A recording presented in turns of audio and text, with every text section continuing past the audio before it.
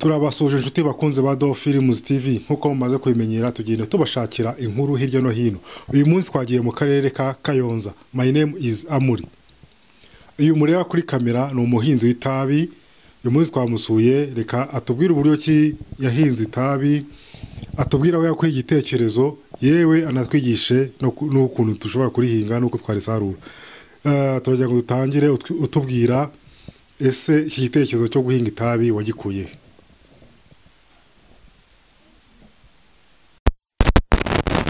Arangije aricara ambwira ati zana ikaramu n'ikayi ndabizana. Arangije arambarira arambwira ati itabi urugemwe rugura aya ngaya. Urugemwe rwagwaga 50 icyo gihe. Ndangije namubaza none se umurima nk'igice cya hegitari ko nayibona hajyamo ibiti bingana gute? Warambwira ati wowe ntago ari ngombwa ngo ushyiremo ibiti biukwiriye wose. Ati wowe ufite ibihumbi 100. Ndamwine rwose ni uretse n'ijana na 200 nayabona. Ati oya, ati amafaranga ntago yakoresha ni menshi cyane. Ndangije ndamubaza none se byasaba nkangaye? Ati wowe ufite ibihumbi nka 80 cyangwa 70 watangira ukazajya ugenda wongeramo amafaranga make ugashiduka wageze ku ntego yawe kandi ukabona amafaranga menshi nk'uko bishaka. Icyo gihe ndabyibuka twagiye gushaka ingemwe hirya no hino hagiye hatandukanye. Urugemwe ndugura kuri 50, bamwe bakarumera 30, 25 se. Ndangije mpinga ibiti ibihumbi 2500. Uyu murima wose mureba ubu harimo iryagiye ripfa, ariko ibiti navuga nsigaranyemo ni nk'igihumbi na 700 kuko harimo iritarakuze neza kubera ifumbire nkeya nashyizeho bitewe nuko ari nabwo bwa mbere nari mbikoze. Ariko ibyo nsigaranye n'ukuri rwose ndumva nta kibazo, ibi bizamu umusaruro nkuko mbishaka nubwo atari cyane. Hanyuma ndangije ndavuga inoke nta kibazo ngiye nzabikora.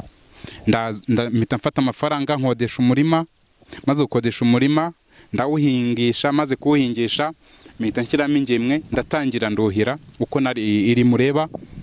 Nariteye mu kwezi kwa 11 2020.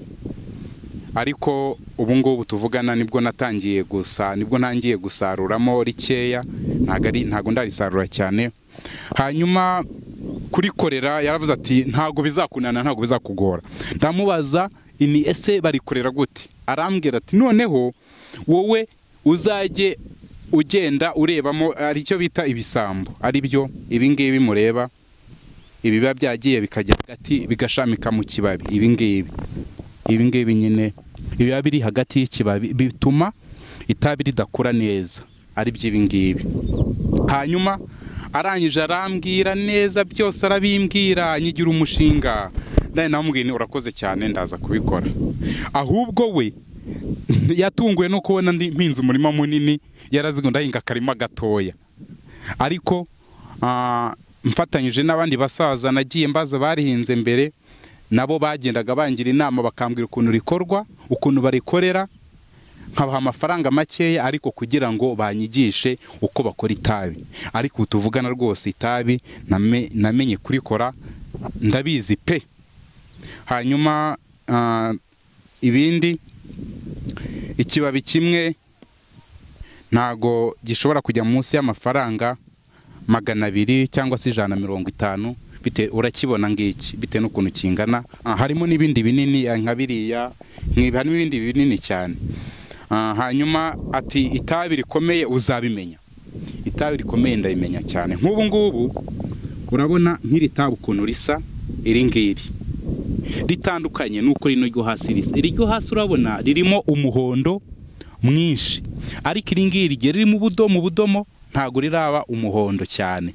Ubiri ntago rikomeye, ariko iri rirakomeye n'iri ndetse na rino. Ubu hano navana ibibabi 2 cyangwa 3 bitewe n'ubwanikiro mfite ukuntu bungana. Ariko ikindi nakongeraho, akazi ntago kabuze, akazi karahari. Ahubwo ese abagakora bameze bate? Ese ushaka ugakora arimo arakiga neza? bisaba kwicara ukiga ugatekereza ati se ko nshaka amafaranga menshi kandi mu gihe kitari kinini cyane nayabona gute. Ubundi uricara ugapanga neza umushinga, iyo ufite inshuti ziwukora ukazegera bakakubwira uko buri kimwe cyose gikorwa kugira ngo ubone amafaranga udashyize amaboko bitubwira.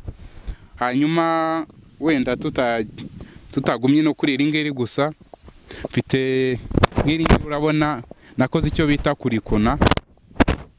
Ubu ibi ngibi nari kurikuna nukugira no kuvuna umutwe ukawubuza kuzamuka kugira ngo ubusigo, icyo gihe ntago ushaka ubusigo, wenda batazi ubusigo icyo bisobanuye. Ubusigo ndaza ni indabyo zo hejuru zibyara imbuto, ubwo ni imbuto zitawe nizo bita ubusigo mu Kinyarwanda. Ubu iri ngiri nari kunye ariko ntago babita kurikona. Ubu ibi ngibi ntago biba bikenewe. Ibi ngibi iyo biriho nuvuga ngo bikenera gukura, n'iki kigakenera gukura, none byose bikarwanira amazi. Biba ngombwa rero yuko iyo uvanyeho bino ibi ngibi byo hagati bidakenewe, hanyuma bigahereza kino kibabi kurambuka kumera neza. Ari ibi ntago biba bikenewe ubundi mu itabi. Ibi igitekerezo rero cyo waje kumbaza uti ese ko urihinga usa nk'ubizi, ubundi mu muryango wanyu hari umuntu wigeze kubikora? Ni ukuri pe, ntawe. Ibi byose ni ukubera kwicara gutekereza. Nyine iyo ufite umutwe ufungutse ushaka ikintu wakora kugira ngo ubone amafaranga. Iwacu ni n'abarokore na ADPR, abandi ni Abangirikani. Urumva hari na bamwe batigize bishimira yuko nahinze itabi, ariko ndavuga ni nta kibazo, reka ngiye mbihorere, nibabona mfite amafaranga ntasaba bazangarukira. Ubu ngubu nibwo bita ibisambo, nibyo bita ibisambo. Ubu iki giti kiba gihagaze neza, ubu nacyo kiriho ibibabi bikomeye, ari by'ibi ngibi bibiri do, urabibona uko bisa byabaye umuhondo. Nibi n'iki kigiye gukomera. Wenda tugiyeho hano imbere gatoya, nkuko narimbabwiye ngo tujye imbere gatoya, urabona nk'iki cyaba ukuntu kingana. Iki ntago kingana nk'icyo tuvuyeho, iki ni kinini cyane. Iki ni kinini dora kibona ngiki, turi ngiki. Iki kibabi ni cyiza kandi ni kinini. No kuvuga ngo icyo bita ubusigo ni ubu ngubu nibwo buvaho imbuto zo kugira ngo tuzongere tubone irindi ryo kwinaza, tubone iryo gutera mu kwezi kwa 9. Ubu ngubu nibwo bita ubusigo iyo bwumye tukabutunganya. Naririya buriya ririya naryo ni ukuritunganya hamwe n'iri n'irindi, mba nagiye ntoranyamo ibiti byiza nkaba ari byo mvuga ngo nibyo bizampereza imbuto. Hanyuma nkuko nabikubwiraga rero, ntago ari ibintu bigoye, ubundi ufite ubushake urashobora. Hanyuma reka wenda tuve mu murima tugende mbereke no mu rugo iyo ndimo gutunganya nasaruye.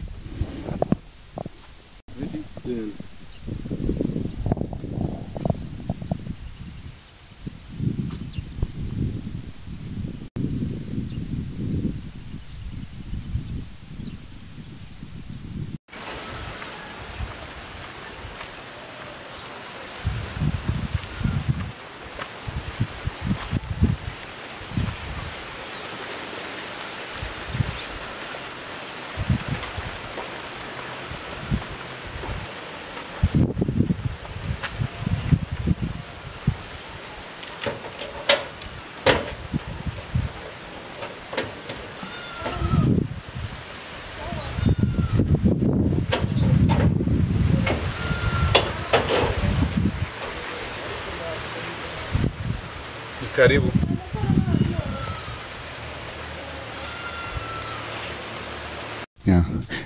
Urabona rero igataye nabwiraga ni iri ngiri, hari n'irindi riri hariya mu cyumba, ariko reka duhere kuri iri ngiri.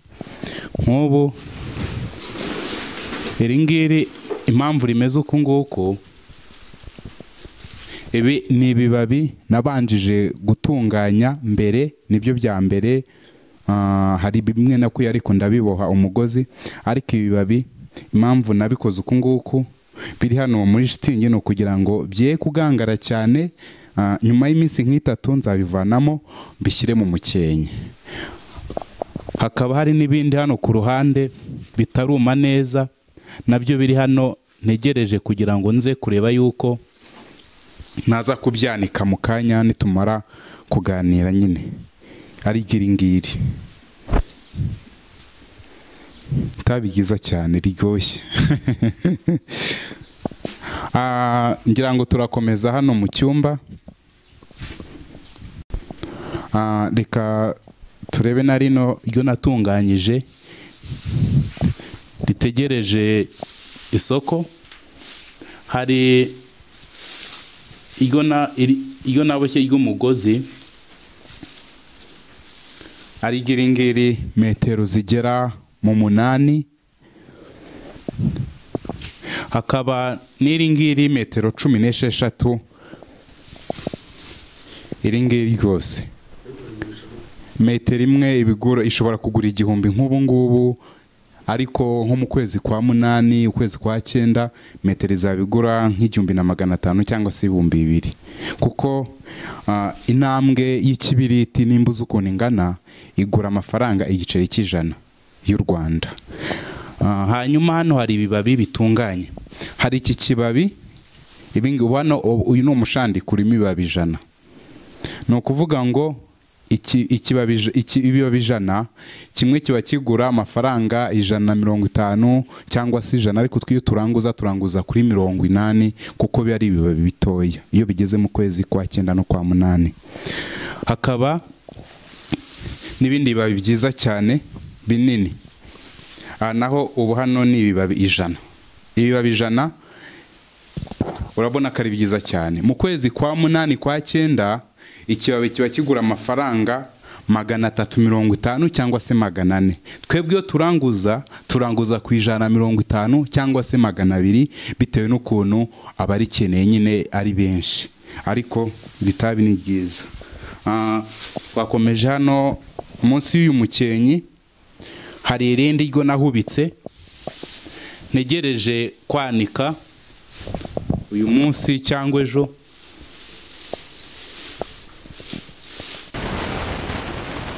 Ubu ngubu nyine iringiri riba ari kwanikwa, ariko ngenda ntoranyamo iryahuguse. Ikikubwa ko itabi ryahuguse riba ryahinduye ibara, kuko nk'ubu iringiri ryari ibara ry'icyatsi harimo ubudomo buto byasaga nk'iringiri, ariko urabona yuko ryahindutse rwose ryabaye umuhondo. Ubu iringiri rero iyo urishyize ku zuba ho iminota 30 utayirengeje biba byiza cyane.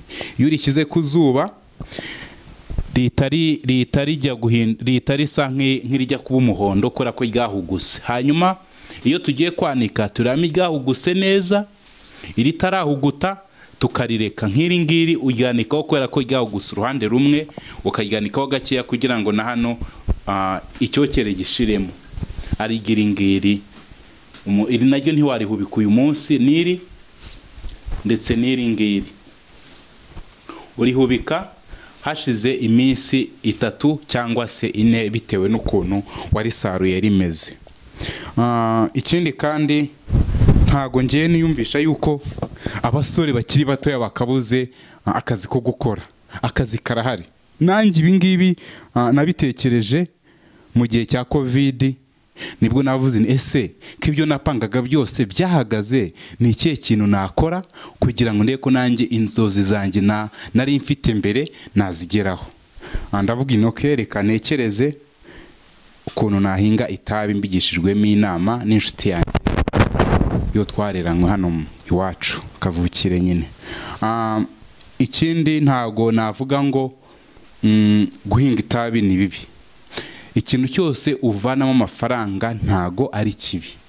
ahubwo wa wundi uguseka wowe uramwihorera akaguseka ikimanuka wowe ukazamuseka ikizamuka we waragezeyo. Ese ubwo ubuhenze undi ubwenge nindi, ubusetse undi kurusha nindi? Si ubusetse azamuka we yaragusetse umanuka. Nk'inama rero nagira urubyiruko cyane cyane, kuko nanjye ndi urubyiruko, ni ugushaka icyo dukora cyatuma dutera imbere, tukubaka, tukagira ubuzima bwiza bw'ejo hazaza. Murakoze cyane.